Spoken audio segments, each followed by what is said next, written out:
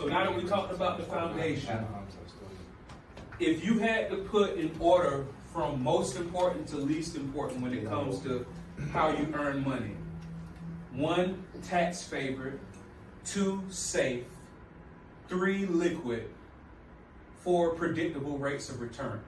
So you got tax favored, safe, predictable rates of return, liquid. Which one would you say is the most important? Tax favored. So you say tax favored. Does anybody not agree with tax favored? Safety or rate of return. You say safety or rate of return? So it's either tax favored, safety, or rate of return.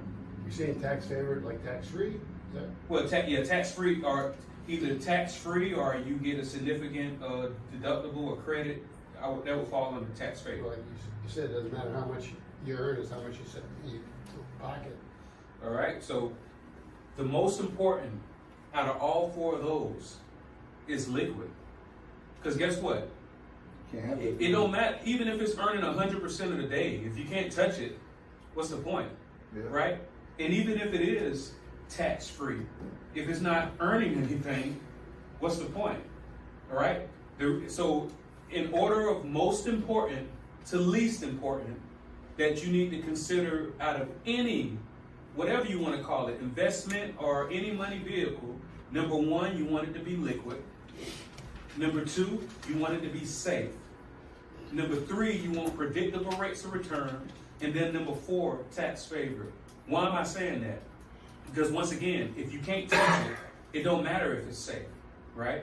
It don't matter if it's tax favored. It don't matter if it has predictable rates of return. So now that once you know that you can get to it when you want to, and the definition of liquid when it comes to money vehicles is you can get to it within 1 to 3 days. That's the definition of liquid, right? Is that referring to cash, or is that just referring to the asset? Well, cash, because any asset you have, it's an asset to you because it has some form of value. Yeah. You see what I'm saying? So for example, a house is an asset, but usually when you need the money the most, that's when it's the hardest to get when it comes to equity in the house, right? Because guess what? If you got equity in the house and it's appraised at a substantial amount, but nobody won't buy it at that appraisal amount, what does that equity mean? Even if you have equity in a house and you go to a bank and they won't refinance it, what does that mean, right? It don't matter how much equity you have in something. It don't matter how much money you have somewhere. If you can't get to it, it means nothing. Let's say you got an offshore account. Let's say Jesus, one of his artists, how they really make money. They got an offshore account, right? If you can't get to the money, what's the point, right? So the first most important thing you want where you have your money is you want it to be liquid. The second important thing is safe. For example, what we were saying about those qualified retirement accounts. Okay, yeah, it's growing tax-free, well, tax-deferred, and you can, and you're able to, write it off if it's a traditional qualified retirement account. But if you're able to go to sleep and wake up and it's worth 50% less than what it was the night before, what's the point? Okay, yeah, I can get to the money, but I'm stressing every day. Every day I wake up, I have no idea if I got the same principal or if it's worth half or if it's gone completely, right? So now you want it to be first liquid, first safe, and then next predictable rates of return. When most people are thinking about where to put their money, the first thing that crosses their mind is, all right, I want to be getting big returns. How much does it make? Or it's earning 10%, or it's earning 50%, or it's earning 100%. All right, great. That means nothing if, once again, you can't go to sleep with peace of mind and if you can't get to it safe. Now, let's say you have something that's liquid, safe, predictable rates of return. What's the point? Is as soon as you try to get money from it, the government take it all in taxes. You see what I'm saying? So that any investment or place you have your money, that's how you want to look at it. You want to put it in most important to least, liquid, safe, predictable rates of return, and tax favored. What if I told you that exists? It does exist. It just has to be called a life policy. Don't think about what it is. Think about what it does. If it's something that you can get to tax-free, You can go to sleep and don't have to worry about waking up with it being done. It has predictable rates of return, earning on average 7 to 10% tax-free every year. And it's tax-free, as long as you access the money correctly. That's a miracle to me. I call it the miracle money vehicle. It's money infinitely reproducing, compounding liquid estate. Because what the legal definition of a life insurance policy is a mechanism that creates an estate. How many people that you know die and they leave people with just bills? Yeah, I left you a car that has a car note. Yeah, I left you a house that has a mortgage. You see what I'm saying? Yeah, I left you this. Usually it's some strings attached. Now, the most important thing, what life insurance is what most people think. So let me ask y'all, what can you do with baking soda? Baking soda, brush your teeth. So brush your teeth? Bake? I don't know. Listen, Albania, look, why I like Albania, most people, when you ask them what you can do with baking soda, they say brush your teeth, they say clean, they say take the smell out of your refrigerator. They say, I'm not going to say what Hazel, they say all the other stuff. I was just waiting for that. But most people never say what baking soda was actually made for. Baking. Do you see what I'm saying? A life policy is made to have where you can. It's like, why complicate this? Yeah, I should have started. Right? I'm sorry. No, you're good, right? But that means, but that actually tracks. Because guess who? One of the main people that always keeps hitting me up about this. Yep. Almost every month, every 2 months, Albania got a new question, right? But I know it's a process. You're working it out. It has to percolate. Yeah, it has to percolate, right? It's on a percolator. You know what I'm saying? Right? It has to percolate, right? So, once again, yes, a life insurance policy will leave your beneficiaries a death benefit. Yeah, but according to Internal Revenue Code 101A, 7702, and 72E, as long as it's a life insurance policy, it grows tax-free. You can utilize it tax-free. And when you die, it blossoms and passes to your heirs tax-free. So that's what we're going to talk about. So let me ask y'all a question. What do y'all think is going to be the future of taxes? Do you think it's going to be lower, the same, or higher? Triple, Democrats in office. Higher, right? Yeah.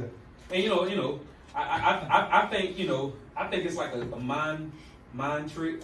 I think regardless of whether it's Democrats or Republicans, Yeah, you're right. I think it's the same whoever. Government. The people we don't even know exist that's running things, right? Somebody who, The puppet master. they're not, if you notice, they're not trying to change the way we think. They're trying to change the way the children think. Do y'all notice that's what's happening? Because we're already. So, I was going to say, to add to that real quick, and then I'll touch on this when you're done, is keeping back in mind debt credit, especially for your kids coming up. Like, I have tons of property, and I'm flipping it from this loan to conventional, flipping to LLCs, and constantly moving my properties.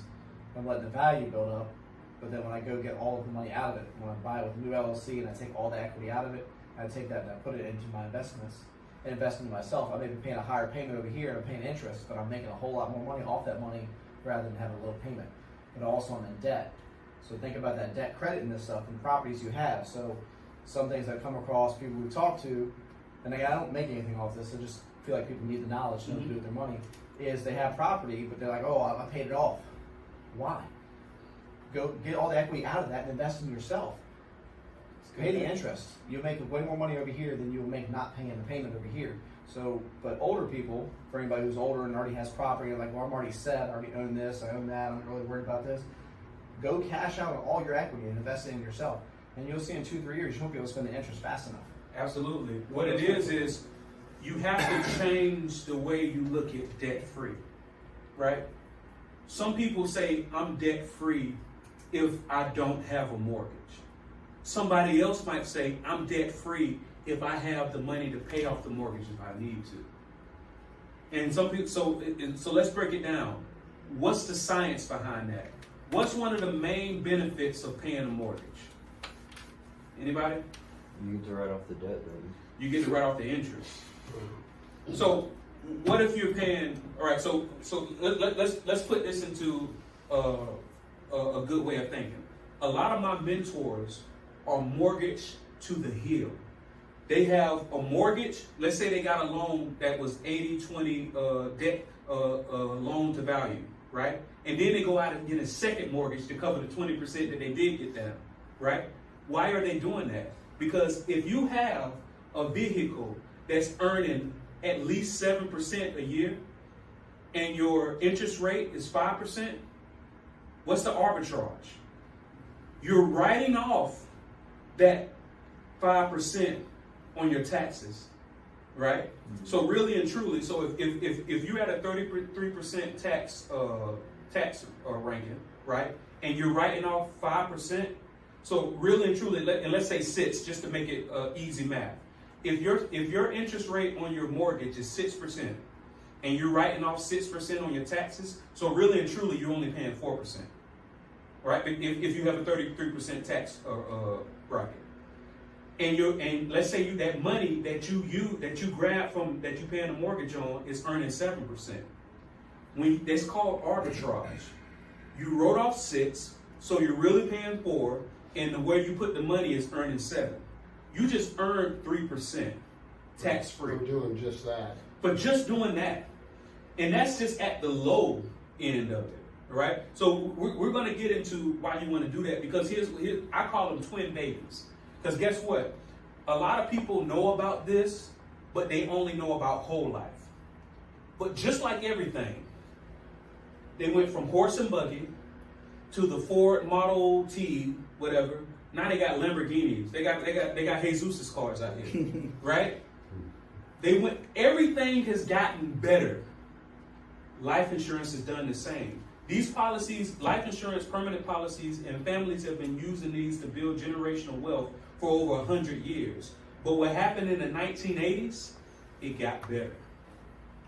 They went ahead, what people used to do is what they call buy term, invest the difference. Anybody ever heard that?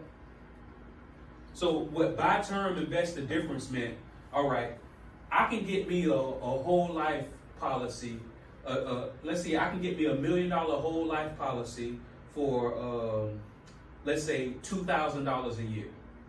Or I can get me a term policy for $1 million for $200 a year, and I can take that $1,800 that I'm saving and put it in the market, right? So theoretically, 20 years from now, when that term policy goes, because what a term policy means is it's only paying the death benefit, but it's not building cash value. And let's say you got a 20-year term.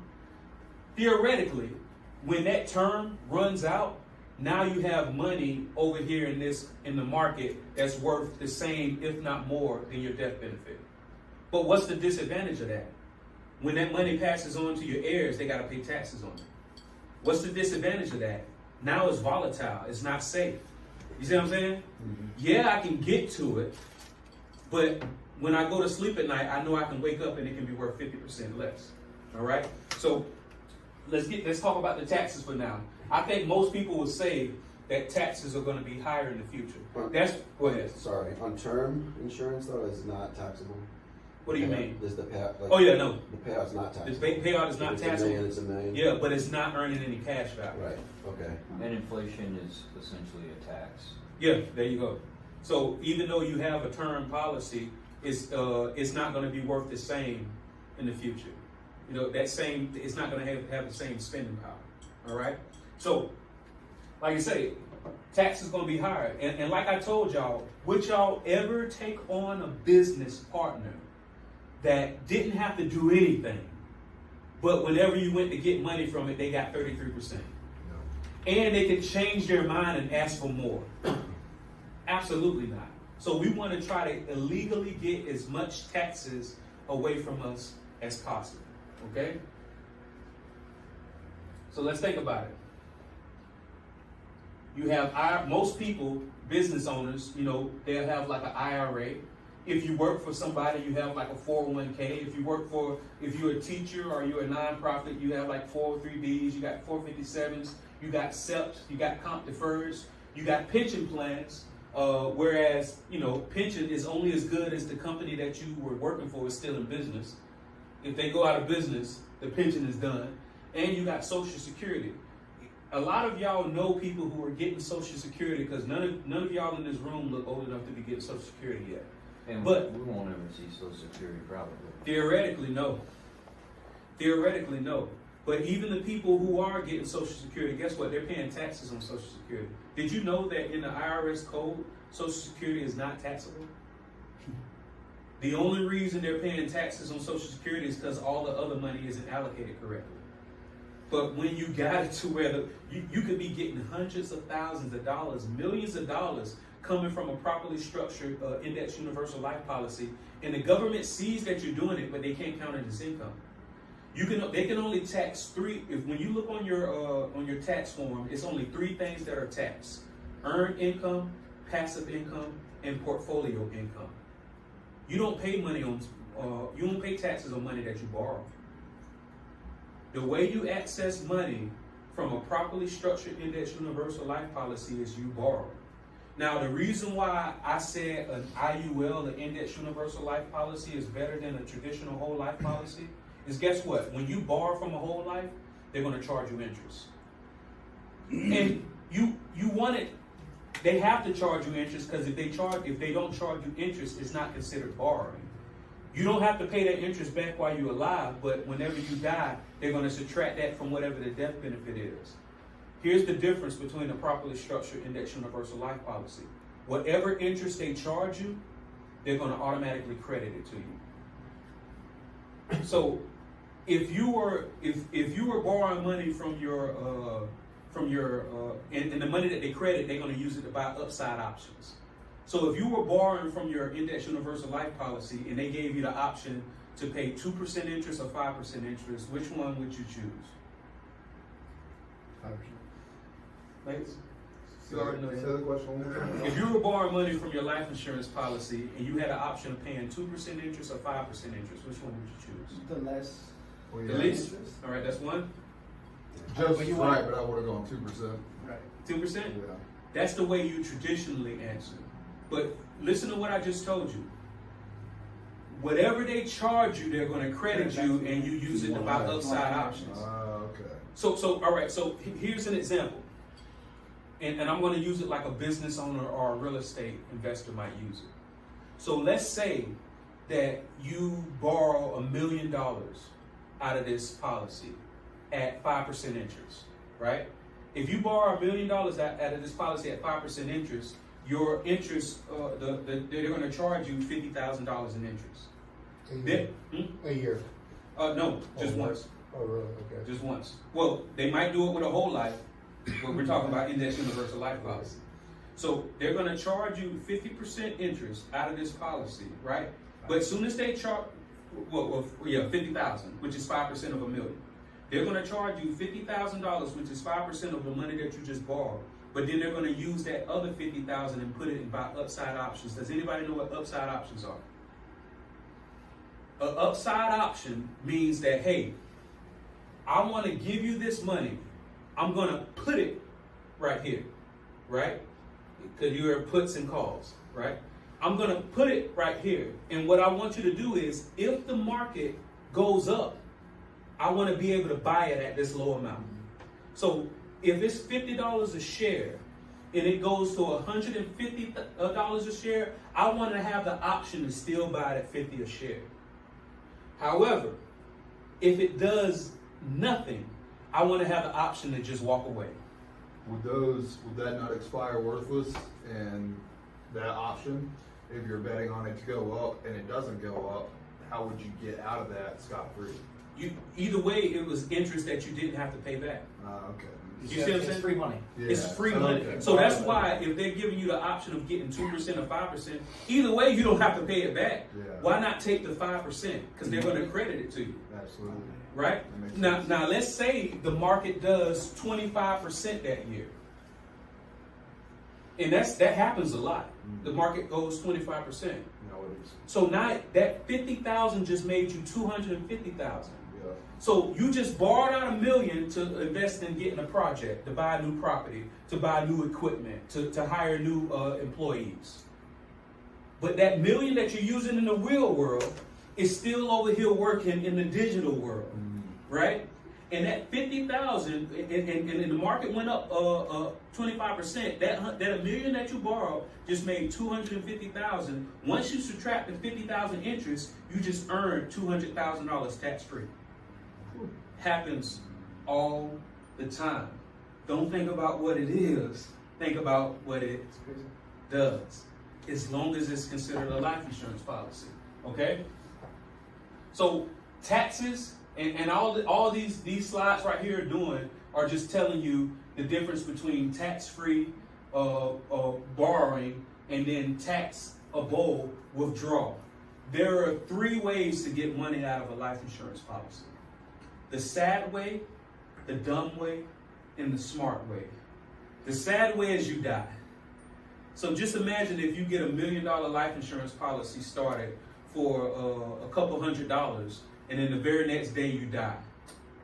You just got a good return on your investment. But it's a very sad way to do it, right? What if you withdraw money from this policy? So you can withdraw money from a life policy. However, when you withdraw money from it, not only is it going to permanently decrease the ability of this to be able to keep rising, but now you just created a taxable event. But as long as you borrow from it, because remember on your tax sheet, earned income, passive income, portfolio income, right? So you'd be borrowing against the $1 million policy. Okay. Yeah. If you borrow from it and that debt's outstanding, if you did die, it wouldn't pay out that full amount. It would reduce it by. It would subtract whatever you owe. But here's the thing. It's one of those things to where when you have this thing set up correctly, you can be planning for your family to still, because when you're doing this right, it's not just going to be on you, it's going to be on all of your family members. What happens is when you set the trust up the right way, you're going to make it a rule that if you want to be able to get money from this family bank, this trust, every new baby has to get a life policy. Once they hit 15 days, they got to get a new life policy, and the beneficiary has to be the trust. Now we're going to start. We're talking about this generational wealth, right? Because another thing that because we started late, and in the best interest of time, we didn't talk about, but we also do what they call a living will.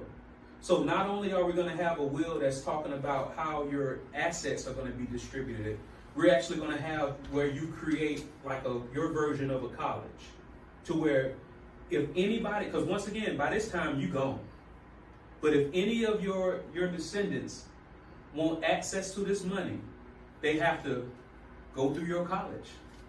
The stuff that took you decades to learn, they have to learn. Every year they got to come and re-up. The family has got to bring knowledge, share what you've earned, but they also got to go through your college. Now they know how to handle money.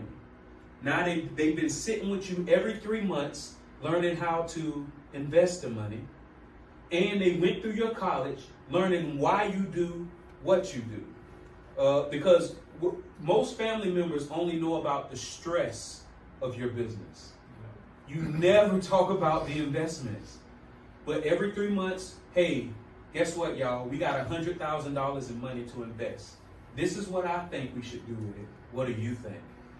Your son might just be 6 years old, but you're asking him, what does he think? Your daughter might just be 10 years old, but you're asking her, what does she think? The guardian or whoever your beneficiaries are, they have no interest in your business. But every 3 months, you're asking them, what do they think? Jewish people do that in their families. That's why Exactly. they're also intelligent with money. Exactly. But you're going to make this, and I teach you how to do it. Like, it's not something that's easy. I have all of the documents, and I have the agreements for you. Like a nice price of it. Yeah, what's up? For the next price up. Oh, hey, set up a meeting, right? No, but you know, it's very inexpensive. Phenomenal fee, right? But what it is you have an agreement. Like when if your son wants to start a lawn service, instead of you just giving him or her $1,000 to buy equipment, you're going to loan him or her $1,000 to buy the equipment, right? And then as long as he pays it back at a nominal interest, now he has that sense of ownership, and your family bank just got enriched, right? But we're going to like once again, it's real simple agreements. Here you go. Know what I mean? And once again, it's going to start that generational wealth thing. But I'm not just preaching on what's going to happen when you're gone. We're going to be talking about how you're going to benefit. Because even, I think I saw you nod your head. If you're able to borrow $1 million, but still have that $1 million earning 7 to 10% for the rest of your life. Yeah, I get it. Yeah, because once again, when you borrow against your policy, you're not actually pulling the cash out of your policy. Your money is actually still there. They're using your money as leverage. So you have what's called accumulated and available surrender amount. So let's say you put in $100,000 into your policy, but you borrow out 90. So before you borrow out 90, your accumulated amount is 100,000 and your surrender amount is 100,000. Soon as you borrow out 90,000, your accumulated amount is still 100,000, but your surrender amount is now 10,000. So when I say you're earning an average of 7 to 10% a year, you're not earning an average of 7 to 10% off that 10,000 that's left. You're earning it off the 100 grand. So that very next year, now you're going to have an extra $7,000 to $10,000 in there. At 107 or 110, right? Say it again. At 107 Yes, or sir. 110. Yes, sir. Absolutely. So let's talk about the effect of taxes. So I think everybody heard this before. If you had a lake that had a lily pad in it, and the lily pads doubled every day, and it took 50 days for the lake to be completely full of lily pads, how many days did it take for it to be halfway filled? Anybody know? Let me say it again. If you had a lake that was growing lily pads, and every day the amount of lily pads doubled, and it took 50 days for the lake to be full of lily pads, how many days did it take? 49. 49. The other way. Because it's doubling every day. Look at it. $1 doubling 20 times. $1 doubles to $2. So every day for 20 days, if it doubles to 1 doubles to 2, 2 doubles to 4, 4 doubles to 8, 16 doubles to 32, 32 doubles to 64, so on and so forth. In just 20 days, that $1 is now worth over $1 million. Right? But what if you're paying a 25% tax rate? That same dollar at a 25% tax rate, you're only going to get $72,570.64. That same dollar at a 33% tax rate is now worth $27,362.05. So who likes taxes? You want to get access to that money without worrying about the taxes. Legally, right? You want tax-free. You want to be protected from market volatility, losses, indexing, lock-in, and reset. So what you will find, what you will hear a lot of people say that are opposed to this is that you put money in the index. It's unsafe. If the index dropped, you just lost money. No. Indexing is different from actually putting your money in the index. The reason why an IUL is able to earn this amount of money but not be subject to market volatility is because it's not actually being put into the market. It's being tied to the market. They're using the market as a measuring stick to determine how much they owe you. Just one insurance company, now, and there are multiple insurance companies that's been around for over 100 years in the United States, right? They got a lot of data. But just one insurance company is managing $3 billion plus a year. And they doing this out of one building because they so smart. They've been doing it for so That's why all long. pay claims, because they gotta take that money out of there. Absolutely. How many buildings and people does it take the government to manage 3 billion? Literally thousands. One But- building to lose 3 trillion. Exactly. And they managing it, and they still losing every year. The insurance company is making money. So what typically happens, and we're going to go over this, if the insurance company only earns 11%, do you think they mind? Because the way, when you're dealing with a professional, you're going to structure it to where the insurance company is only the cost of insurance, because there's still got to be a cost of insurance. You're going to structure it to where your cost of insurance is only about approximately 1%. So if your policy earns 11% and the cost of insurance is 1%, you get the other 10% tax free. And you're going to say, well, why is the insurance company only going to take 1%? What's 1% of $3 billion? 300 million. They're good with that. You see what I'm saying? They're good with that, right? Because what they're doing is it's called the legal reserves.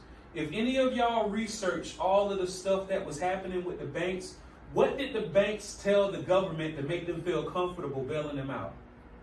They told them that a majority of their money is invested in the legal reserve. They call it BOLI. Bank-owned life insurance, business-owned life insurance, right? Because guess what? It's called the velocity of money. Banks are able, the reason why all of these banks are experiencing a lot of trouble, the reason why they're getting shut down, the reason why a lot of people might advise you to pay attention, because guess what? FDIC insured is only insuring each account up to $250,000. Anything more than that, you're screwed. Now, they did that bank, Silicon Bank. Guess what? They went against the grain and they insured for more than that. But guess what they said? So does that mean that y'all going to insure everybody? No. Yeah, but the governor was also tied to that bank too. They said if it was a systemic risk to the banking system, then it would insure it. Who determines it? Yeah, then. You see what I'm saying? Yeah. Foxconn, the So when people say, well, is the life insurance money FDI insured? Oh, absolutely not. I'm glad it ain't. I don't want to be a part of that. What's going on over there, right? So this is how banks typically make money. They call it the velocity of money. So a bank is able to loan out 10%, 100. What is it? If they got $1, they can loan out $10. Did y'all know that? Yeah. So every dollar that the bank has, they're able to loan out $10. So here's the velocity of money. That extra $9 that they're loaning out, that $10 of that $1, they're able to loan it out 17 times. So not only are they loaning out more than what they even have, they can do it up to 17 times. And in a bad year, in a recession year, they're able to do it 12 times. We'll try to get 10 grand in cash. Or Absolutely. 20 It's fractional lending, right? So let me tell y'all how they of do your it. own money. Do y'all know how they do it? So let's say somebody wanted to build a house for $1 million. They're gonna call y'all to get it built. And let's say it costs $1 million to get built. What's the first thing that contractor gonna do when they get that $1 million from that home, that new homeowner? They're gonna buy materials, they're gonna pay out their subs. Where are the material people and the subs gonna put their money? Back in the bank. And then they're gonna loan it out again. It's crazy. That's the way it works. Nice little glass house. That's the way it works. But with the legal reserve, all they're able to do is 50-50. The banks are able to do 1 to 10. The legal reserve, 50-50. They have to have at least 50% money to what they loan out. What's the word I'm looking for? They're safe. It's built in, inherently safe. All right. And then you do what they call a lock and reset. The reason why you're able to do that, once again, is because they don't actually put the money in the market, your money, they just use it as a measuring stick. So if the market does good, you benefit. If it drops, you stay. So let's say somebody has $100,000 in the market and it drops 50%. How much money do they have now? 50 grand. 50,000. What percentage does it have to go up for them to break even? Oh, To get back to 100? Mhm. It has to go up 200%, right? Yeah. 100. Oh, yeah. So this is what traditional financial advisors, they mind fuck you, right? Yeah. So what'll happen is you'll see on paper that your money just dropped 50%. And then they'll show you on paper that your money went back up 50%. And they'll tell you, see, you broke even. Now it's at 75 grand. Yeah. That's how they trick you, right? However, if you have your money in a properly structured index universal life policy, if the market drops 50%, guess what? You don't earn anything that year, but you don't lose anything either. Zero is your hero because your money isn't in the market. So if you had 100,000, instead of you getting at the end of the year having 110, you still at 100. You didn't lose anything in market volatility. But guess what? It locks in and reset. So those people that have to earn 100% just to break even, just for them to start making money again, it's probably going to take them 2-3 years to break even. Whereas you start making money that very next year because that's your new floor. Or I'd say it's going to take longer than 2 or 3 years. Yeah, I'm trying to be generous. I'm trying to be generous. Right. You see what I'm saying? Because the way I talk to people, I always talk about worst case scenarios. Because even though I'm saying 7 to 10%, bro, you can. I have documented proof of clients earning 50+% in 1 year. Imagine having $1 million in your policy and then you earn 50% that year. You just made $500,000 tax free. But I'm not, yeah, I can say that. We're gonna test it next year. We're gonna test it next Yeah, year. that's what I'm saying. Yeah, I can say that. Yeah, it's true. But I just want to let you know what the minimum is. And if you're okay with the bare minimum, when you get that bump here and there, because it's going to happen. Because what we're going to do is we're going to talk about indexes. And the screens that we're going to get to, some of the indexes are capped and some have no cap. And some people might say, well, why not put all the money in the no cap? Yeah, we could do that, but there are participation rates involved. Man, you on the wavelength, right? I just hang out with people smarter than me, and I pick the ratings. Exactly. So there are participation rates involved. So yeah, if we have a knockout year and 100% of your money is in the no cap, yeah, you just made a killing. But what happens if it's one of the risk to reward ratio. Yeah. What if it's one of the bad years? You see what I'm saying? And now you get charged a participation rate, and now you're looking at me crazy. So the participation rate gets taken out is basically like a management fee. Yeah. The ones that are capped don't have that participation rate. Exactly. Because I'm familiar with the one, like I guess the ones that are capped, where you're not going to lose money, but if it shoots up 8%, you make 10% because that's your cap or whatever it is. Yes, sir. And I wasn't familiar. I didn't know they had uncapped accounts. Yeah, so what we would do is, a lot of people that I work with, they might, out of 4 indexes that they can put in, the S&P, the Bloomberg, and all of that, they might have 25% in the no cap, 25% in the cap. You know what I'm saying? It's, diversify. Yeah. You see what I'm saying? So, what are Warren Buffett's rules to investing? Number 1, don't lose money. Number 2, don't forget rule 1. So here is what the market did from January 2000 to March 2020. So you had good years, bad years, good years, bad years. On average, every 10 years, you're going to have 7 good years, 3 bad years. That's just the way the market typically works on average. And from 2008 to 2018, they called it the lost decade. The reason why they called it that is because instead of having just 3 bad years, there were 5 down years, okay? So if you look at this this chart, yeah, one good year, went up 8.97, but you had 3 years where the market lost. And then you had 4 years where it was a positive, then 2 years where it lost. Then you had 5 years where it positive, 1 year it lost. What if you can get rid of all of these losses?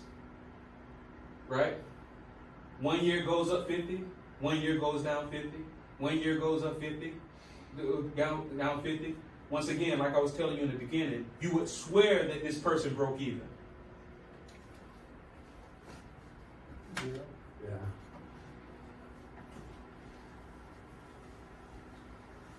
Let's look at the actual performance, not what they want you to think, not the little psyop that they're doing on you, what's actually happening, right? What if it can look like this? What if, because we talked about caps. Count with the 11, yeah. Yes, because once again, I like to speak conservatively. Yeah. And so, let's say if you're dealing with a cap account, what if that year that it had 8.97, all right, cool, you got it. But the years that went down, you didn't lose anything, you didn't earn anything, but you didn't lose anything. 0 is your hero. And boom, those other years where it went up, but it was capped at what's the real number, right? So I don't know if anybody knows how to do this type of math, but I'm gonna give you a quick little overview. And these are real numbers from the S&P 500. The S&P 500 in February 2019 was at $2,779.83. And then the very next year, in February, it was at $3,370.29.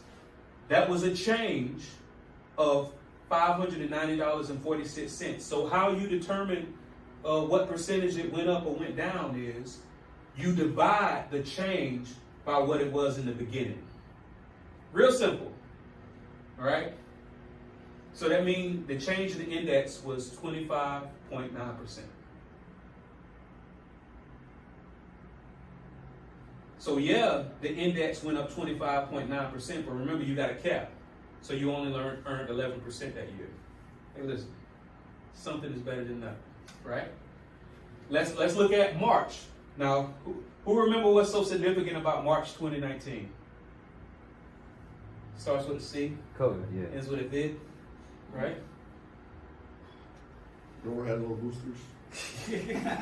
What? You have all the boosters.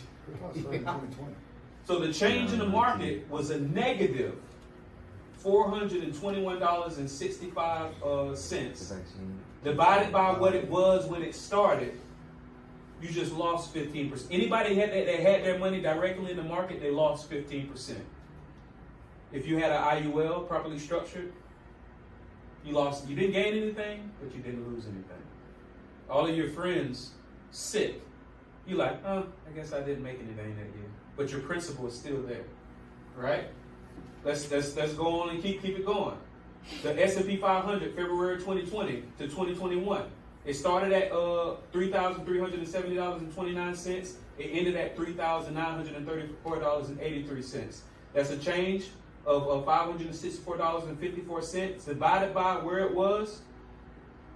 It was still a change of $24.76. And once again, if you had an IUL, if you were in the market, you made 24. We only made 11, but once again, we're starting. They're still trying to catch up. Yeah. Your friends are going to come to you and say, how much you earned this year? Well, I earned 11, right? And they're going to say, well, man, I made 25. They still catching up. You know what I'm saying? It's because they mind. They don't realize what's happening, right? Same thing to do with March. A change of 64%. IUL, and this is a no cap situation, you locked in at 59.8%. Because once again, some of this money is going to be in the no cap, some of it's going to be in the cap. So you want your money to be tax free, the greatest strength of a max funded. Now, here's the thing. Anybody know what a Chrysler 300 is? Yeah. Chrysler 300. Anybody not know what a Chrysler 300 Want to be is? Bentley? Yeah. I remember when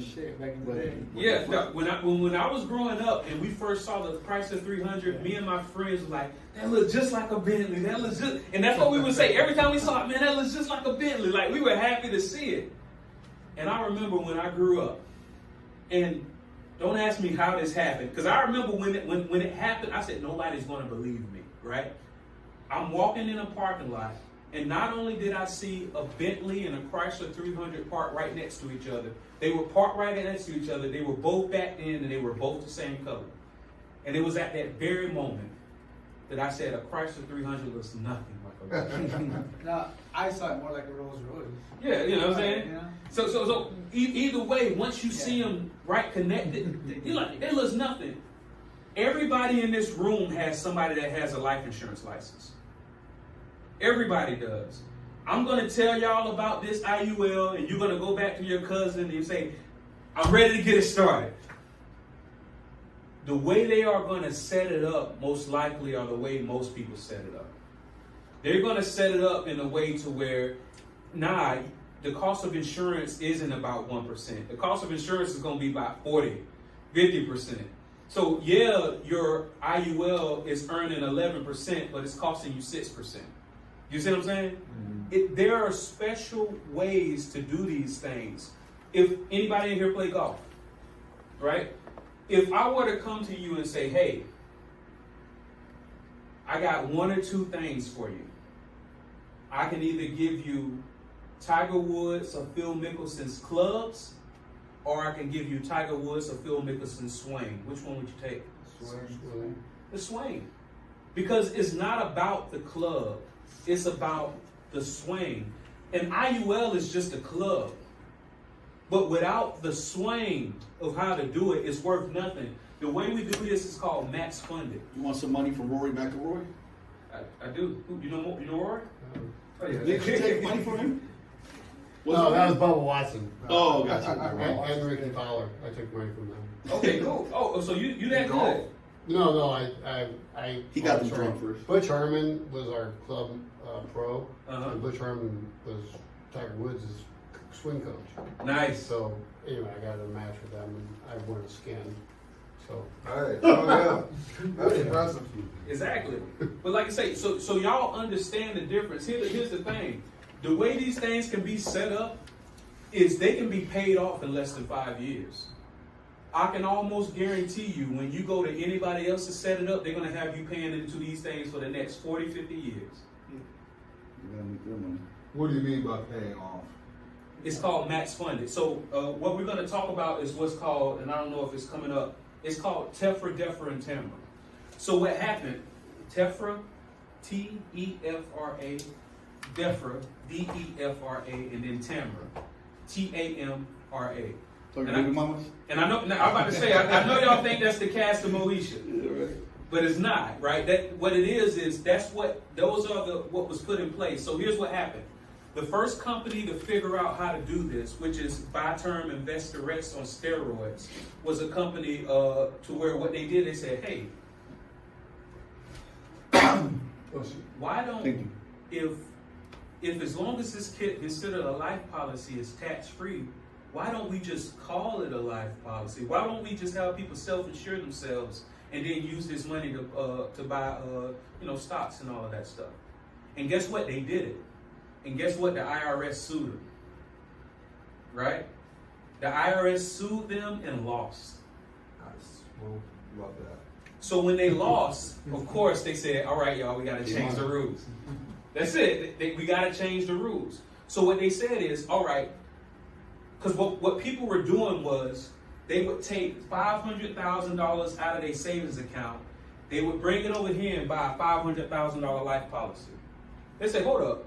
Why do you need a life policy for you just put $500,000 in here and it's a death benefit of $500,000.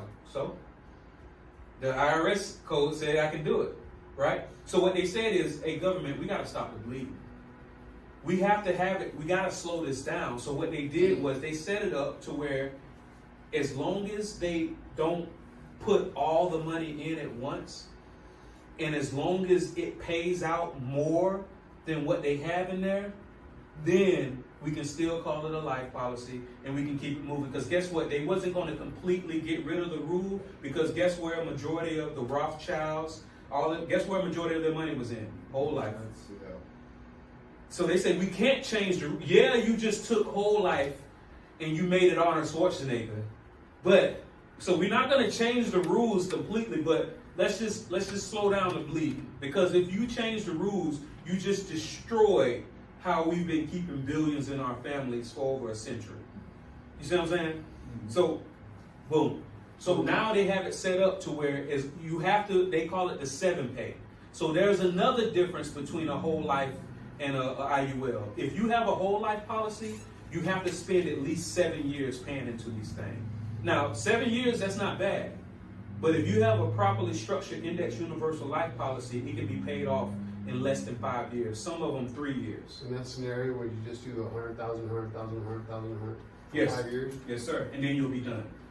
And then at that, so let's say somebody did that. So the way we have it set up is as long as you don't borrow, let's say somebody does a max funded life policy and they put in $100,000 for the next 5 years, that's $500,000. Once you do that, you can start borrowing $50,000 a year from your policy tax free, and it'll go forever. 10%. Exactly. Yes, sir. As long as you're averaging borrow, because what's going to happen is you're going to have good years and you're going to have bad years. And I can show you illustration wise, because there are going to be two charts. If we work together, I'm going to show you the illustration, because according to compliance, and just so you know, there are a lot of lobbyists, and they don't want us to show you exactly what happens. So I can only show you a 6% return. But think about it. They only let me show you 6% tax-free return. Even if it was only 6%, that's better than what you're doing now. You see what I'm saying? So, but I'm also going to compare it to the actual S&P 500.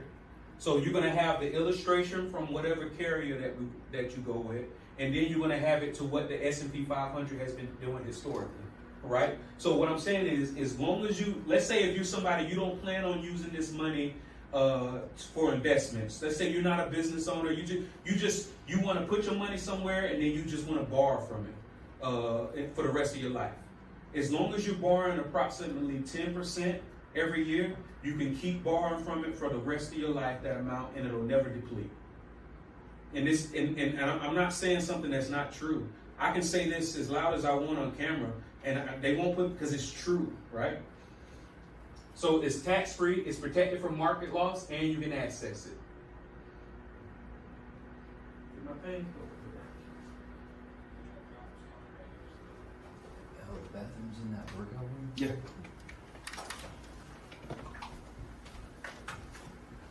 Oh man, you better miss the most important thing. I'm just going.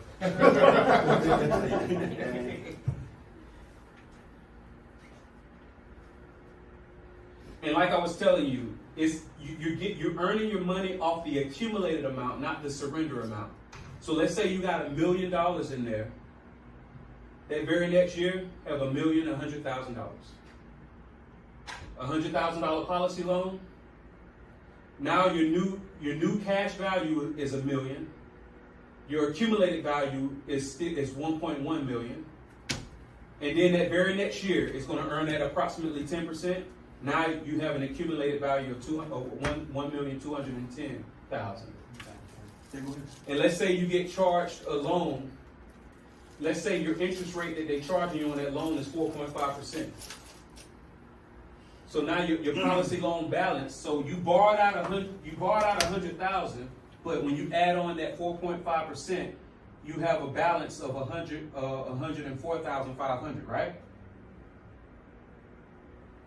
Cash value of $1,105,500. So once again, you're plus. You're always, and once again, it has to be structured right. It can be. You can have IULs that's not doing this. That's because they're only using it as a club. But you can, when you say borrow a policy loan for $100,000, you can pull that out and live on it. Yep. Use it. Tax free, and the government knows you have it, that they're not going to charge you taxes because you borrowed it. So it's just a cash flow. Your cash flow on $100,000 a year. Yeah, because technically you're borrowing and you don't get taxed on borrowed money. It's not earned. It's not earned. Yes, it is. So you can borrow that money without having all that money in your account. But we're talking about investing as far as what you're getting on the investment. That has to be the capital that's in your account that you've already invested into. It's not an investment. All right. And the reason why I say that, because if it was an investment, you would get taxed. Would you rather it be called an investment and it be taxable? Or would you rather it be a life policy and not be taxable? Life policy. Don't think about what it is. Think about Take the cash. Absolutely. So you can cash flow it, use the money, or just leave it in and let it ride. Yes, sir. Absolutely. Some people, because they know every time they borrow money, they get credited 5%, they borrow it out, put it right back in. Then borrow it out, put it right back in. Somebody might get a business loan for $100,000, put it in their policy, borrow it out, and then pay the business loan back. Think about that. Think about it. Because guess what? When you do that, what's the annual percentage rate on that loan? Maybe 5%, 8%? But if you only have it for a couple weeks, how much really are you paying on that loan? You see what I'm saying? Yeah. So when you do this, when you're taking a loan out, this gets away. You don't have to. It doesn't factor in credit score or anything. You're becoming Because it's your bank. You're becoming your own bank. That's why they call it infinite banking. Okay. Because guess what? This money that they're getting, they're taking it out of people's savings accounts. Because remember, the money is still moving. Remember I told you that the average, and y'all already know this, average bank is paying you less than 1% interest. That was their cut. Yeah. For you to get this money, they just paid them less than 1% interest.